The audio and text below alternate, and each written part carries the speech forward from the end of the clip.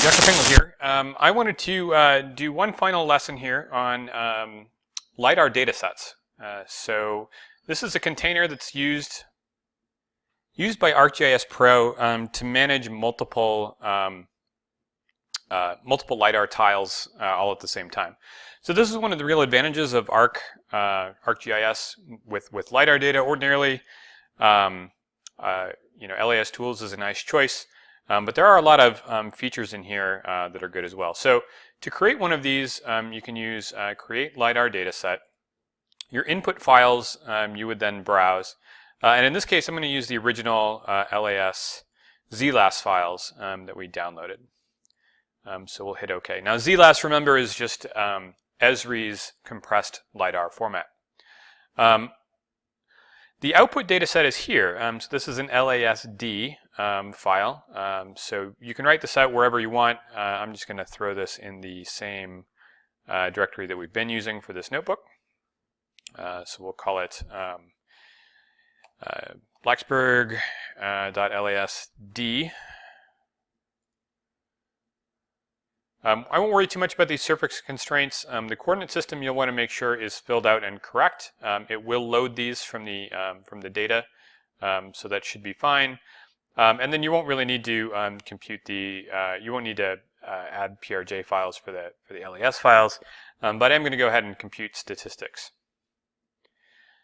Now this is really just a container, so it's not actually aggregating the data in this way. It's sort of acting a little bit like a mosaic data set. Just sort of piecing the pieces of the LiDAR together. When it's done, you'll get something that looks like this. By the way, I'm working in ArcScene. There's no reason why I couldn't be doing this in ArcMap, except for that working with LiDAR data in ArcScene is going to let us view the data in 3 dimensions, a little bit like we've been doing with Cloud Compare. So we can pan and zoom just like we've been doing in Cloud Compare, and if you zoom in, you'll get a sense of what this point cloud looks like. Now, what you'll probably find is that the manipulation of these data is a little bit slower than in Cloud Compare. So you'll see that there's a lot of kind of work happening tiling this stuff in. So I would say that for just viewing LiDAR point clouds, this is probably the easiest. Cloud Compare is probably a little bit easier.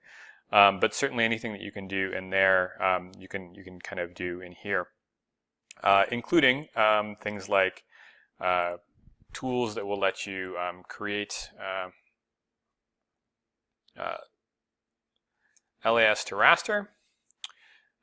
So in this case, if we wanted to make a digital surface model, we could just bring in our Blacksburg data set. We could output that as something like Blacksburg dsm.tif.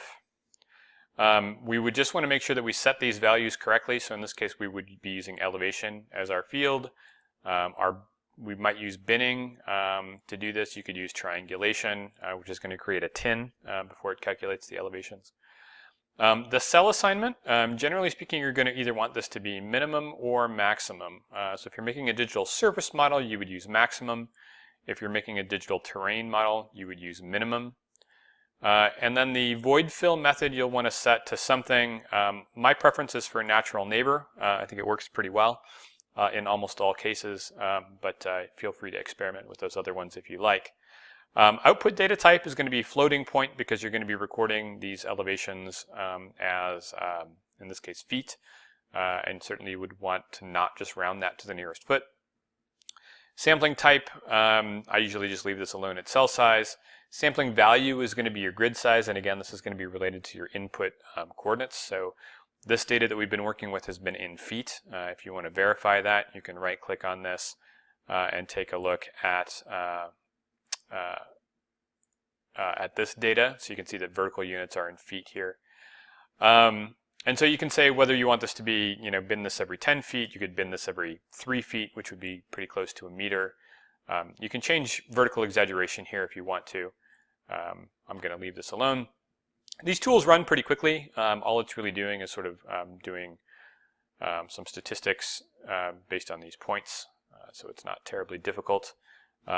But this is what that DSM would look like when it's in here. We'll just turn off the Lidar data set for a second while this comes in.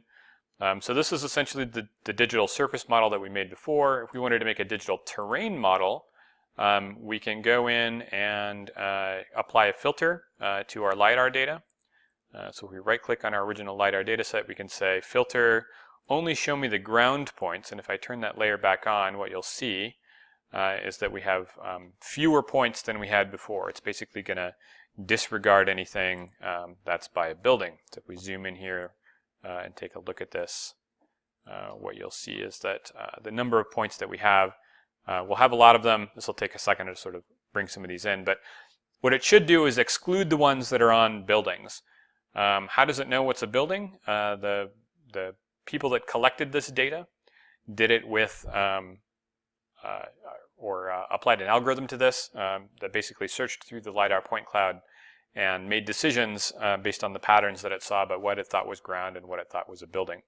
So if you want to calculate a digital terrain model, you would just right-click on this again and set that to ground. If you're done with that, you could turn it back and turn back all points. But whatever, you can also look under Properties and do LAS filter here, and you can see that because we've checked that box, only the ground is showing.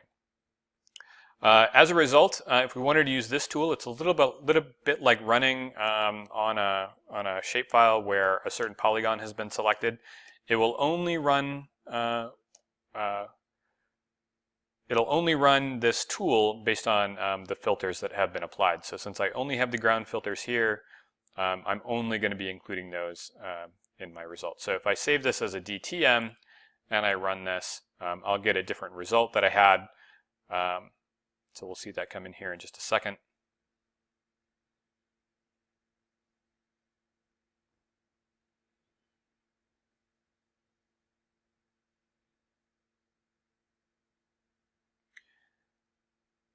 Okay, so if we turn off our Lidar data again, what we have here is a digital terrain model. We've only got sort of this idealized ground surface and compare that to the digital surface model, just like in the last notebook.